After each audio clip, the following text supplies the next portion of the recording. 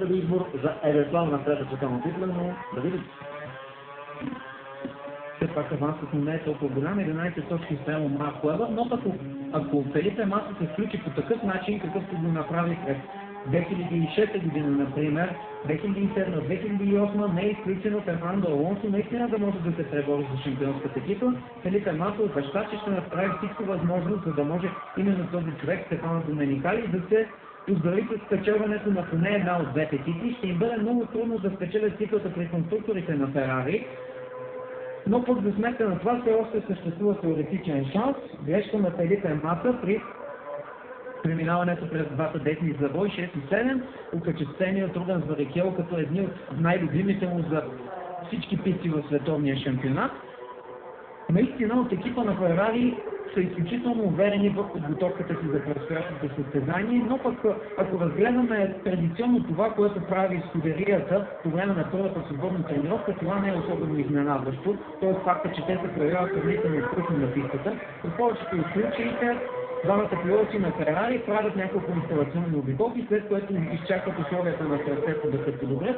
Не очакваме и от тях рекордни времена в рамките на втората свободна тренировка. Просто това, което се случва в Скудерията, е работа по много добре установен, много конкретен план. Последствие всичко най-добро виждаме от този тим по време на квалификациите. Не до там, но в състезанията наистина много силно каране. Междувременно Михаел Шумахер записва време 1 минута 13 секунди 994 хиляди, с което обаче все още остава извън. Você пред Галвон по линия на кипалата кариера. Хамилтън втори, Марк Уебър трети, Дженсън Бъртън междувременно се е изкачил на четвърта позиция, въпреки че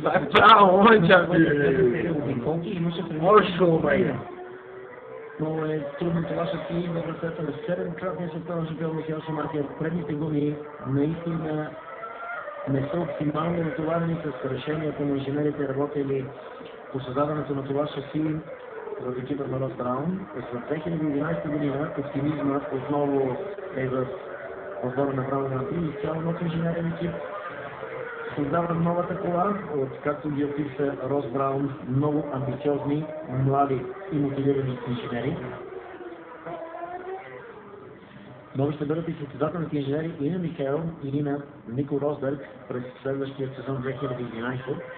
Да, очевидно изтече информация за това, кой ще е инженерът, с когото ще работи Михаел Шумахер през 2011 година. И това е добре познатият за всички Марк Слейд, който по ирония на съдбата работи в своя етап на напредък в средите с Ника Хакенен преди време в битка срещу Михаел